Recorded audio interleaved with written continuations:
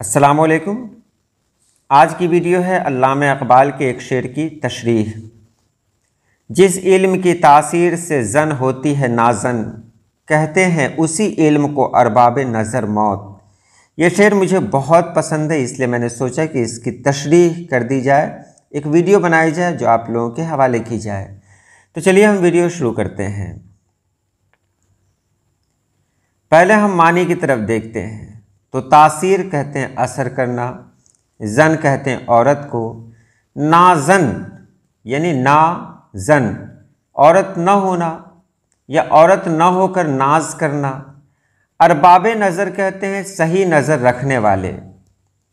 تو یہاں پر مطلب کیا ہوا جو آپ دیکھ رہے ہیں کہ جس علم کی تاثیر سے زن ہوتی ہے نازن، کہتے ہیں اسی علم کو ارباب نظر موت۔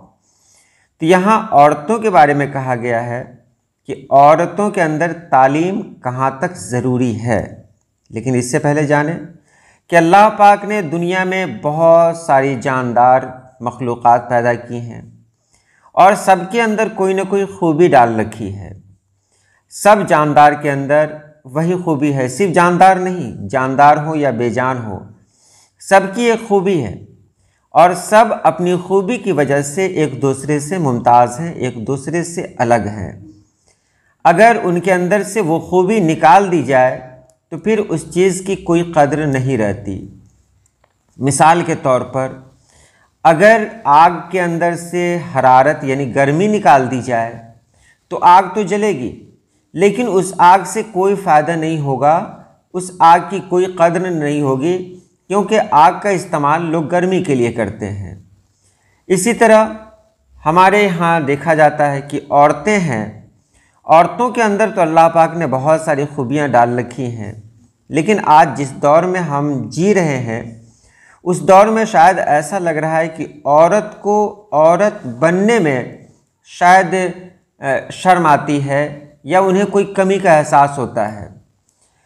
لڑکیاں اکثر کہتی ہیں کہ مجھے لڑکی مت سمجھو، مطلب کہ وہ لڑکی ہونے پر فخر نہیں کرتی۔ ایسے ہی لوگوں کے لیے علامہ اقبال نے کہا ہے کہ عورت کا جو زیور ہے وہ اس کی حیا ہے۔ اگر حیا عورتوں کے اندر سے نکال دی جائے پھر اس عورت کی کوئی اہمیت نہیں رہ جاتی۔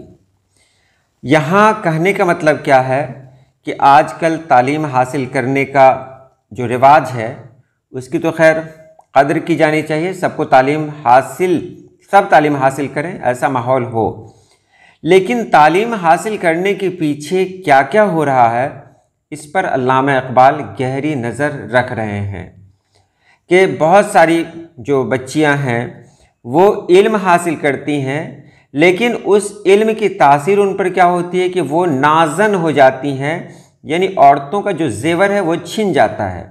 جو حیا ہے عورتوں کے اندر وہ حیا ان کے اندر نہیں رہتی، وہ مرد کے شانہ بشانہ کھڑی نظر آتی ہیں۔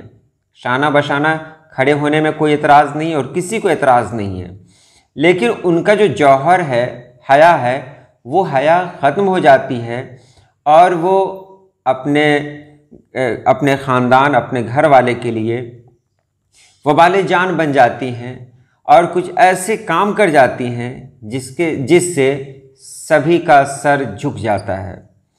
تو ایسے علم سے بچنا چاہیے جس علم کی وجہ سے کوئی زن نازن ہو جائے، یعنی عورتوں کی خوبیاں ختم ہو جائیں۔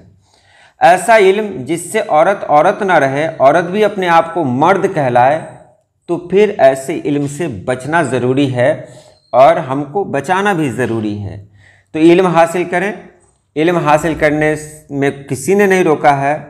اکبر الہ آبادی نے کہا بھی تھا کہ تعلیم عورتوں میں ضروری تو ہے مگر خاتون خانہ ہو وہ صبا کی پری نہ ہو۔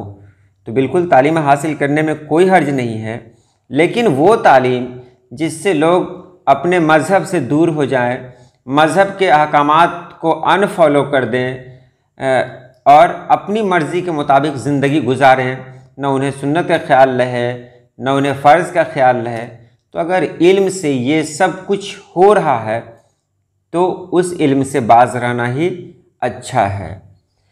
تو آج کے لیے اتنا ہی۔ اللہ پاک آپ سبھی لوگوں کو خوش رکھے، آباد رکھے۔ اللہ حافظ.